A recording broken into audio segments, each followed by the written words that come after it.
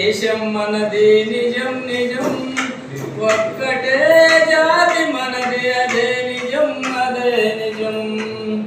భరతుడు పరిపాలించిన భారతదేశం మనది, తరతరాల వారసత్వ సంపద మనకున్నది. చేయి చాచి ఆచించే అవసరమేమున్నది, అంతకన్నా హీనమైన బ్రతుకింకేమున్నది. ఒకటే దేశం మనది నిజం నిజం, ఒక్కటే జాతి మనది అదే నిజం అదే నిజం.